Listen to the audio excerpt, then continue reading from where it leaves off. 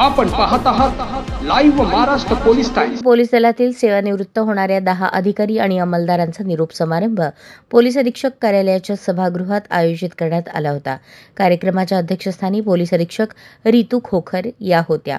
सेवानिवृत्त होणाऱ्यांमध्ये उपनिरीक्षक मुसा मेहबूब शहा, श्रेणी पोलीस उपनिरीक्षक श्रीनिवास संभाजी घुगे, दिनकर किसनराव खाडे, गुलजार खानम इब्राहिम खान पठाण, सुरेश बापूराव चव्हाण, पोलीस सहाय्यक फौजदार शाहूराज देवराव ओहोळ, पोलीस हवालदार जमील मोहम्मद हनीफ मोमीन, सुदाम ज्योतिराम दुधंबे, भारत दत्तू शिंदे, पोलीस अंमलदार महादेव रामा कांबळे यांचा समावेश होता।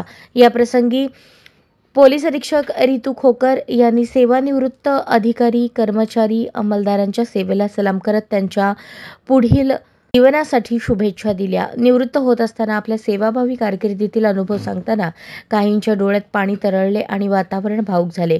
कार्यक्रमाचे सूत्रसंचालन सहाय्यक पोलीस अधीक्षक कोळेकर यांनी केले। यावेळी अपर पोलीस अधीक्षक शफकत आमना, पोलीस उपअधीक्षक मुख्यालय मनीष पाटील, सहाय्यक पोलीस निरीक्षक कोळेकर, चारकर, भिंगारे, कासुळे यांच्यासह अनेक अधिकारी, कर्मचारी उपस्थित होते।